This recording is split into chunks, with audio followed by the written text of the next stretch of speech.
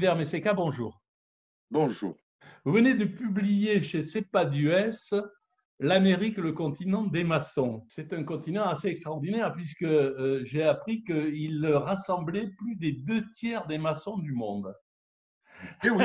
Alors, ma première question, c'est historique, c'est est-ce que les maçons américains ont quelque part, d'une certaine façon, propagé 1789 sur le nouveau continent?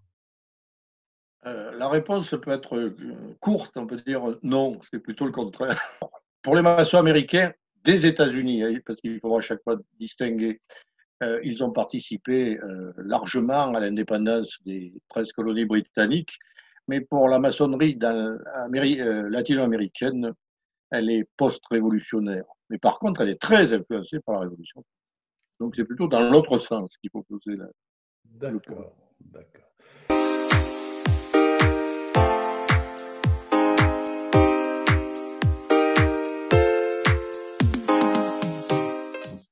C'est un sujet un peu compliqué.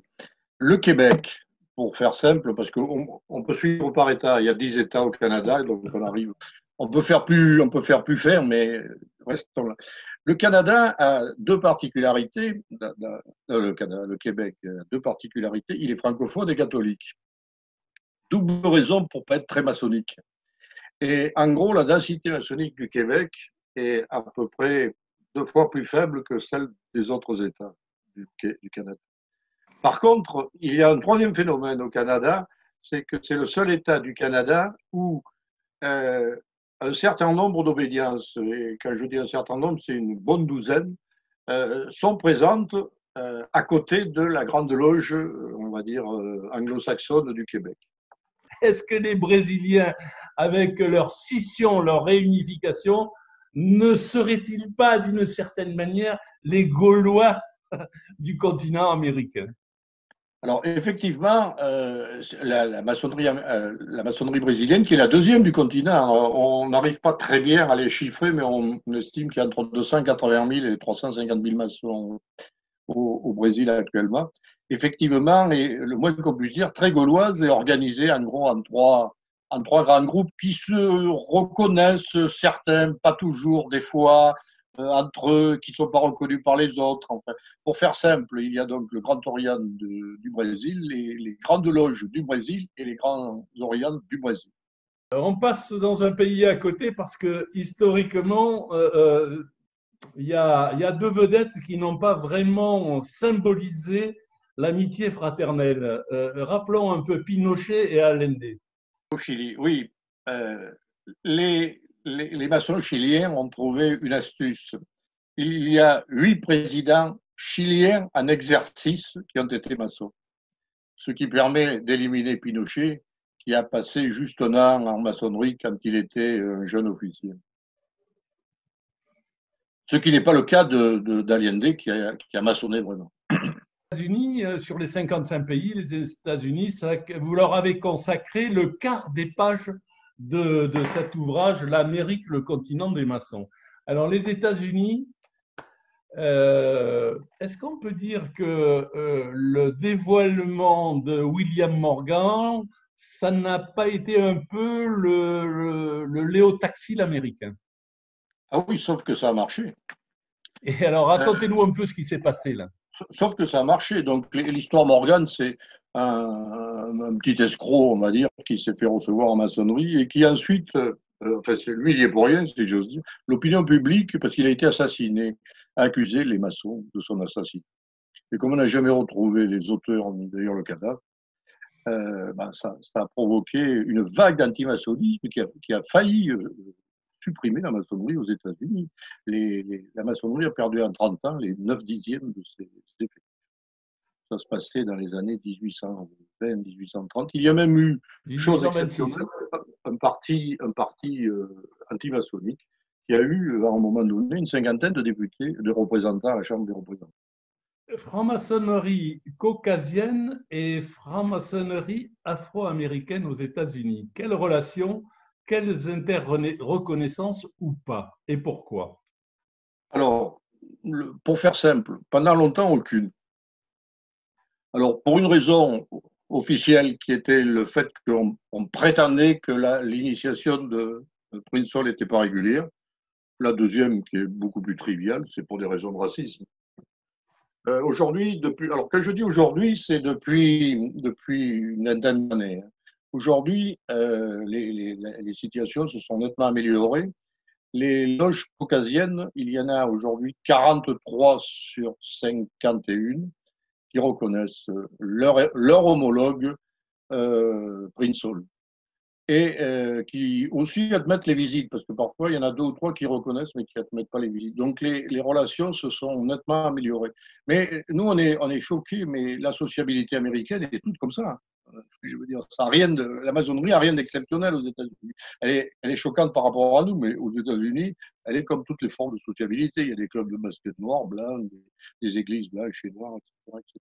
Mais disons que les situations s'améliorent nettement.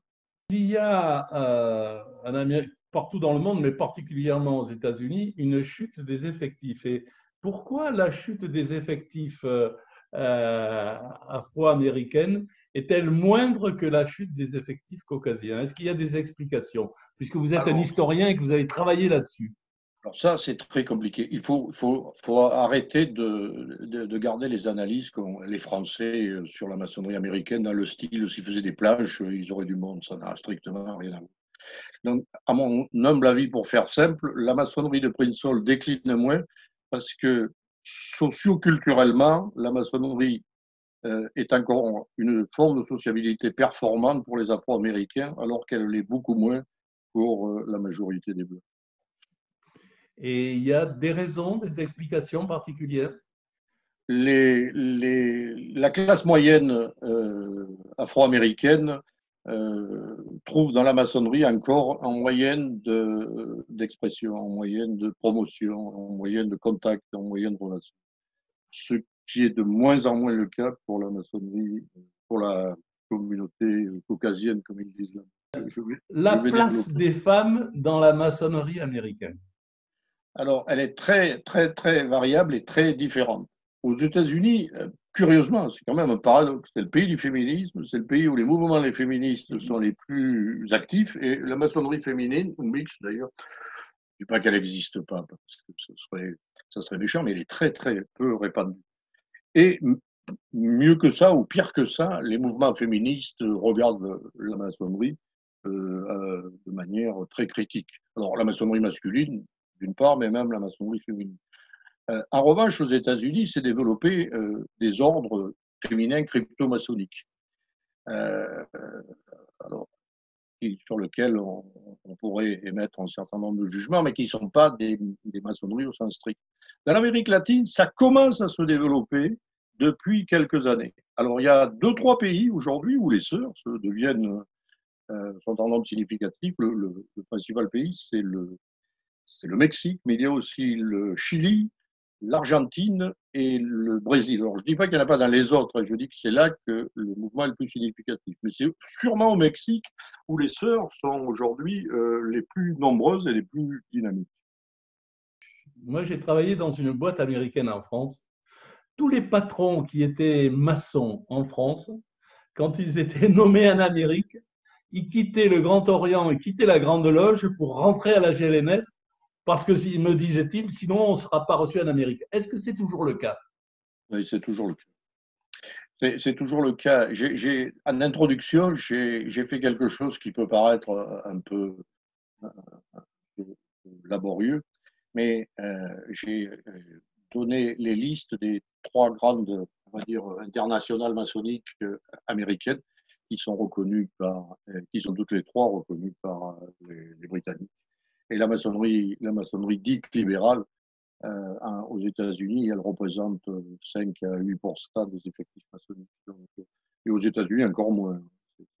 Encore moins. Donc aujourd'hui encore, la maçonnerie dite régulière est largement dominante. Et c'est ce que font les Américains. Mais ils avaient déjà fait, si j'ose dire, le coup une première fois en 1917-18, quand ils sont venus en France et qu'ils ont créé des loges militaires. Pour des raisons de facilité, un certain nombre d'obédiences, pas toutes, à peu près la moitié des loges américaines avaient reconnu ou vaguement reconnu, alors plus la Grande Loge que le Grand Orient. Puis quand ils sont partis, eh bien, les reconnaissances. Eh bien, je pose la question, quel avenir dans le continent américain pour la franc-maçonnerie?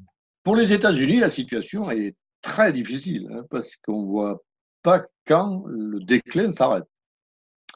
Ça décline, alors que dans la maçonnerie, par exemple, britannique, ça semble plus ou moins stabilisé. Aux États-Unis, les maçons américains perdent entre 20, 30, 40, 50 000 membres par an. En Amérique latine, c'est plutôt le contraire, la maçonnerie américaine, régulière d'ailleurs, hein, ce n'est pas une histoire de nature, hein, elle est tout aussi régulière, mais j'allais dire, elle s'est plus adaptée à l'éthos du pays. Alors qu'aux États-Unis, elle semble de plus en plus en décalage, alors qu'avant, elle faisait partie quasiment du pays. Et ça, les maçons américains ont, malgré tous leurs efforts, hein, notamment certaines grandes obédiences comme la Grande Loge de Californie font des efforts extraordinaires pour se mettre à jour, eh bien, ça semble ne pas marcher parce qu'il y a un décalage de plus en plus grand entre, on va dire, le climat socio-économico-culturel des États-Unis et les Grandes Loges. J'ai essayé de faire, je ne sais pas si vous l'avez lu, sur une page, une étude par tranche d'âge. Et on s'aperçoit que plus on se rapproche de nous, plus on va vers les jeunes et moins ils sont attirés par la maçonnerie, ce qui explique à la fois le vieillissement et puis les baisses. Donc, peut-être un rebond, je ne sais pas, aux États-Unis, enfin, en tous les cas, des difficultés pour les quelques années à venir, au-delà, je ne sais pas. Et sans doute une forme beaucoup plus performante dans l'Amérique latine. Il faut faire très attention aux États-Unis, parce que contrairement à ce qu'on croit, l'appartenance religieuse diminue aux États-Unis. C'est quelque chose auquel on ne fait jamais attention. Aujourd'hui, il y a à peu près un quart des Américains qui sont hors Église. Alors, ça ne veut pas dire qu'ils sont athées, hein. Ça veut dire qu'ils ne sont pas dans une Église. Souvent, ils sont spiritualistes dans d'autres formes. Oui, New Age. Spirituel, New Age, enfin, un tas de choses. Les athées stricts sont très, très rares aux États-Unis. Et il se trouve que ceux-là n'ont aucune idée de rentrer dans la maçonnerie, qu'ils vivent comme une religion. Et les deux autres grands courants religieux qui sont montants, enfin, qui sont dominants encore aujourd'hui, c'est d'un côté les catholiques, de l'autre les évangélistes, qui sont anti-maçons. Alors ça fait que le champ de la maçonnerie se rétrécit étrangement, et c'est une des explications. Ce n'est pas la seule. Moi, j'ai essayé de donner des explications. Si vous avez lu mon livre, il y en a 10 pages oui. Où je donne des éléments très divers qui peuvent s'ajouter. Je ne sais pas quel est le bon, il faudrait faire là-dessus une étude, mais il n'y a sûrement pas une explication. Écoutez, tout ça nous donne envie d'aller plus spécialement regarder toutes ces explications. Merci pour votre prestation et à très bientôt sur iram.be.